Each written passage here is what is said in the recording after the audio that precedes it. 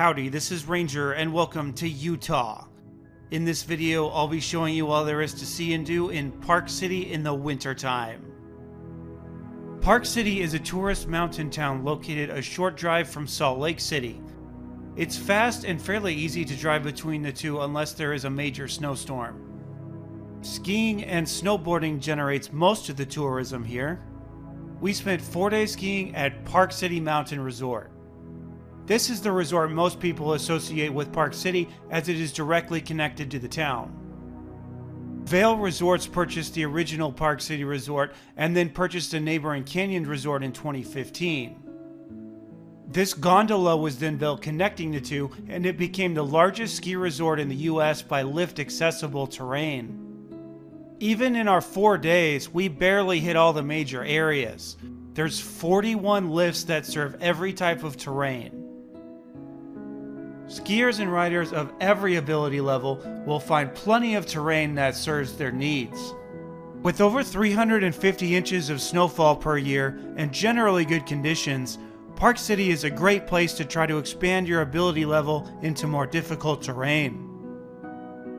If you're all about extreme terrain and tons of untouched powder, then you may want to hit a different resort in the area, but no other type of skier or rider will be disappointed here. This is probably the best single resort in the US for groups with varying skill levels. A recent change is that parking is no longer free at the main base village. If you're coming in from Salt Lake, I'd recommend parking at Canyons. This lot is still free, and this cool cabriolet will take you up to the base. This almost feels like it could be a Disney World ride, and it's different than anything I've seen at a ski resort before. Generally, I found getting up to and around this mountain much easier than at major Colorado resorts. I'll give you a quick rundown of the resort map at the end of the video, but for now let's see what else there is to do on site. So Park City has a mountain coaster we're lucky enough to get a ride in on it here. It's about $40 per person as of filming. So this one I thought was pretty good. There's a quad down towards the middle, and then there's another one towards the end. Get a little bit of airtime on it. This bridge takes you across, and you can kind of see the track. There's not really any good place to see it unless you're on the actual ski lift, which we're not doing today. But I think with the experience of going through the track, which is surrounded by snow, it was unique, and this was one of the better mountain coasters in my opinion. Let's get a second take here. So Adam here has been on more mountain coasters than I have. What's your take? This is actually one of the better mountain coasters out there. It's a nice long ride. The main base village is something of a large outdoor shopping mall. We've got plenty of restaurants, and they are open year-round. Although I have been here in the summertime, it's not nearly as exciting as it is here in the winter. Plenty of bars and restaurants in the area for après ski. Got some live music going on here. The Christmas tree is still up in March at the base village. They've got this beautiful ice skating rink. This is one of the main parking lots at the Park City base. As of 2024, it is $26 to park here. You can park for free at the Canyons lot and a few remote lots. They will shuttle you in. They have these free buses right here that will take you wherever you need to go. They actually go all the way out to Deer Valley as well. But as you can see, it's a little bit of a log jam here at the time of day when the lifts are closed. This is a map of the Canyons Village. It's not as big as the main village base area, but there is a little bit of everything. They've got a candy shop, a few different restaurants and bars over here. There's a little bit of an après ski scene. The state of Utah says that they have the, quote, greatest snow in the world, and it's actually a registered trademark. And it's pretty different than anything I've ever seen in my whole life, really. These huge, dry clumps. The Park City base village is separated a little bit from the town, but there is a lift that goes into town. So you can ski down here, and then you can eat lunch at one of the beautiful establishments in downtown Park City. We're here in Park City at Utah Olympic Park. This is home of the ski jumping and sliding events that took place during the 2002 Winter Olympics. We've got a full video tour of this place, so click on the link to see that. But this is something you want to check out if you're in the area. This is Main Street in downtown Park City. Park City used to be a mining town. Then that dried up and it became a ski town in the 60s. The Park City Museum details the history of the city. I wanted to try this. It's only $15, but we just kind of ran out of time. We're having lunch today at High West. This is a craft distillery and restaurant in the heart of Park City. This is a pretty popular place. They do have this outside area where you can get some drinks before you go in. They'll put you on a waiting list and text you when you're ready to go. There's several interesting cocktails here. We tried the Rogue Elements. What do you think of this one? It's very good. Lots of bourbon and rum. Yeah, I tried some outside as well. I messed this up when I was filming, but the joke was supposed to be that I was drinking water because we at In the Loop would never film while we were intoxicated. So we're trying the trout and the schnitzel off this list. The trout is crunchy with a sweet glaze. Best schnitzel I've had since Germany. And we're finishing with the cherry and apple cobbler served in a skillet. But definitely a good time here at this place. If you don't mind waiting outside for a bit, definitely give it a shot. We are on mountain at the canyon side of Park City. I typically don't recommend eating on mountain for cost, waiting in lines, and quality reasons. Although the barbecue we've had from Vail in the past has been for use, so we'll give this a shot. All right, the reviews are in for the barbecue. Pork is good.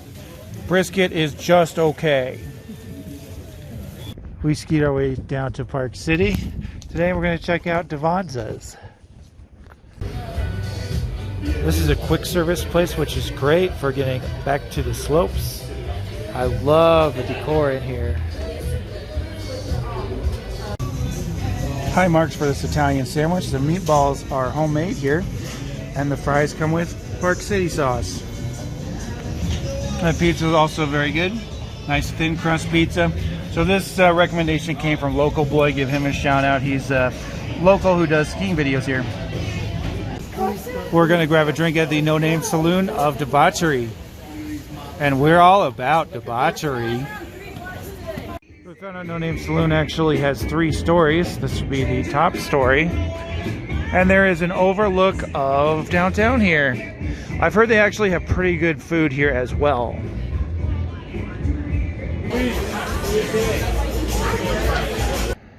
Tonight we're at the Boneyard Saloon. This is between the main Park City and the Canyons Village. This is a good place if you have a car with you because there's plenty of free parking.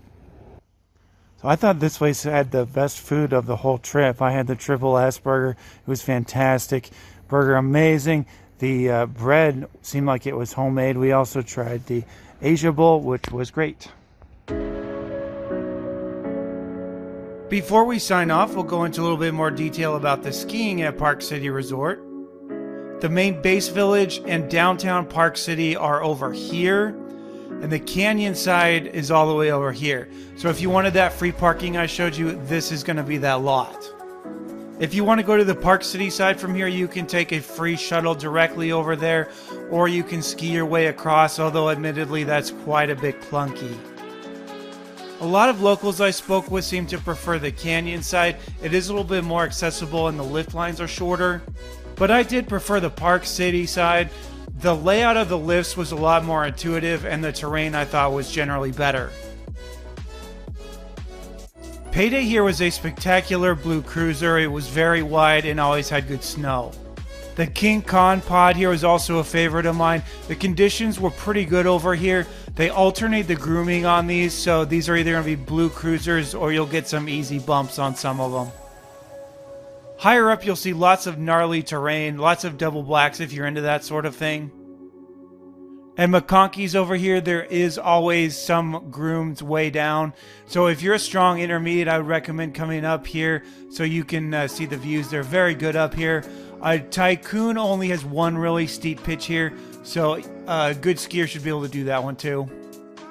Moving over to the canyon side, this area over here is a lot of very flat runs they go through.